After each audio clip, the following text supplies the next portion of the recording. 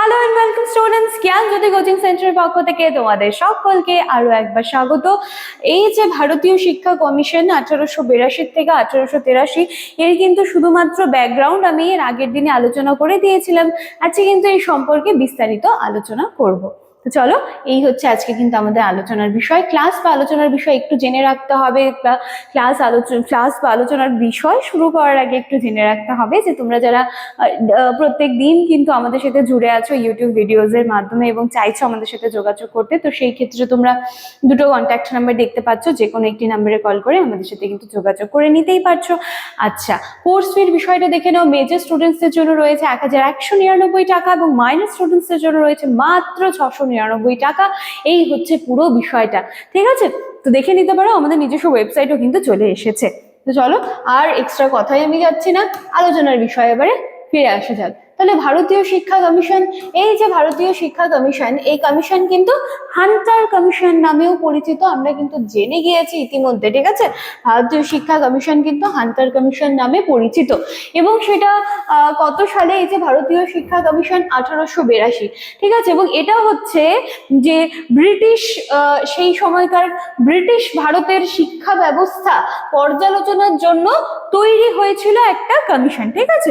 British ভারতে সেই সময়ে ভারতে যে শিক্ষা ব্যবস্থা ছিল সেটাকে পর্যালোচনা করার জন্য বা সমস্ত কিছু যে বিষয়টা রয়েছে তার জন্য কিন্তু এই কমিশন তৈরি হয়েছিল।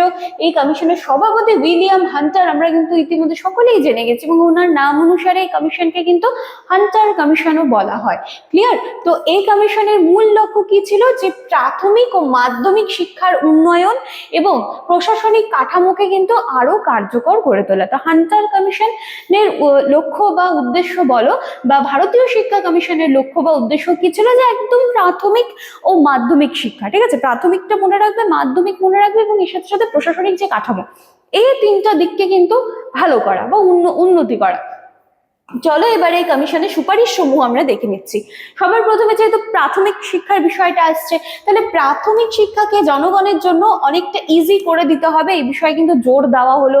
আর কি বলা হলো? যে স্থানীয় ভাষায় শিক্ষাদানের জন্য সুপারিশ করা হয়, যে যেই মিডিয়াম যেটা হবে সেটা যেন স্থানীয় ভাষাই যেন হয়, অ্যাটলিস্ট প্রাথমিক এই স্টেজটায়। প্রাথমিক শিক্ষার দায়িত্ব স্থানীয় সংস্থার হাতেই কিন্তু তুলে দেওয়ার কথা বলে। এখানে সেরকম কোনো হাইয়ার অথরিটির কথা কিন্তু বলা হয়নি, লোকাল বডিজ যেগুলো রয়েছে তাদের হাতে কিন্তু তুলে দেওয়ার কথা বলা হয়। তারপর চলে আসি আমরা মাধ্যমিক শিক্ষা সংস্কার।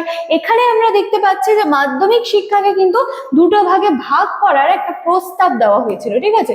দুটো ভাগে ভাগ করার একটা কিন্তু প্রস্তাব দেওয়া হয়েছিল, যেখানে বলা হয়েছিল যে সাহিত্য ভিত্তিক একটি এবং আরেকটি হচ্ছে ব্যবহারিক বা বৃত্তিমূলক, বা যেটাকে আমরা ভোকেশনাল বলে থাকি, ঠিক আছে? যেটাকে আমরা ভোকেশনাল বলে থাকি। তো মাধ্যমিক শিক্ষাকে কিন্তু দুটো ভাগে ভাগ করার একটা প্রস্তাব দেওয়া হয়েছিল। শিক্ষার্থীদের প্রয়োজন অনুযায়ী শিক্ষার ধরন কি হবে সেটা নির্ধারণের ওপর কিন্তু যথেষ্ট গুরুত্ব দেওয়া হয়।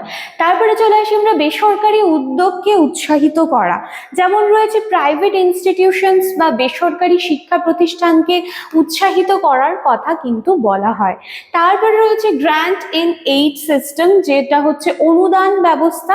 এটাকে কিন্তু অনেকটা বেশি কি বলবো, যে বিস্তৃত করার সুপারিশও কিন্তু এই ক্ষেত্রে করা হয়। তার মানে প্রাইভেট যে ইনস্টিটিউশনস গুলো সেগুলো রয়েছে এবং গ্র্যান্ট ইন এইড সিস্টেম, এই যে জায়গাটা রয়েছে, এই দুটো জায়গাকে কিন্তু আমরা দেখতে পাচ্ছি যে আরো বিস্তৃত করার কথা কিন্তু বলা হয়েছে, ঠিক আছে? তারপরে হচ্ছে নারীদের শিক্ষা, মেয়েদের শিক্ষার প্রসারে বিশেষ গুরুত্ব দেওয়া হয়েছে। এছাড়াও নারী শিক্ষার জন্য পৃথক পৃথক বিদ্যালয় স্থাপনের সুপারিশও কিন্তু করা হয়েছে, ঠিক আছে? এই জায়গাগুলো কিন্তু একদম ডিটেইলসে তোমাদেরকে পড়তে হবে, এত কিছু একটা ভিডিওতে কিন্তু পসিবল নয়, যার জন্য কিন্তু আমি জাস্ট যে বিষয়গুলো তোমাদেরকে মেনশন করতে হবে সেগুলো কিন্তু এভাবে রাখার চেষ্টা করেছি। তারপর হচ্ছে শিক্ষক প্রশিক্ষণ, শিক্ষার মান উন্নয়নের জন্য সবসময় কিন্তু বলা হচ্ছে যে ট্রেনি টিচারের প্রয়োজনীয়তা রয়েছে, এবং তার জন্য কি করতে হবে? টিচার ট্রেনিং ইনস্টিটিউশন গড়ে তোলার কথা কিন্তু বলা হয়েছে।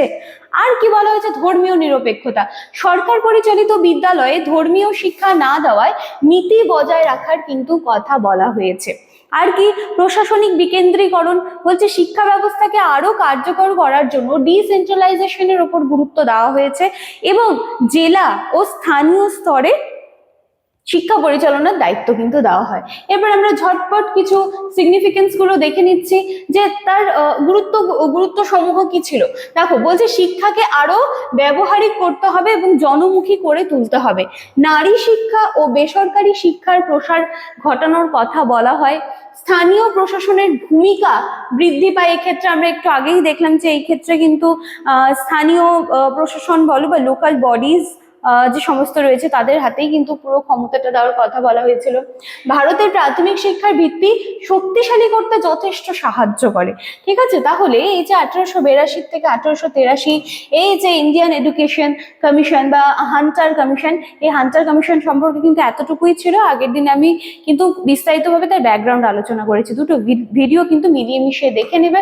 আশা করছি দুটো ভিডিও থেকে অ্যাটলিস্ট তোমাদের কনসেপ্টটুকু কিন্তু ক্লিয়ার করতে পারবো। তো এই ছিল কিন্তু আজকে আমার ক্লাস বা আলোচনার বিষয়। দেখা হচ্ছে আবার নেক্সট দিনের ক্লাসে। Thank you.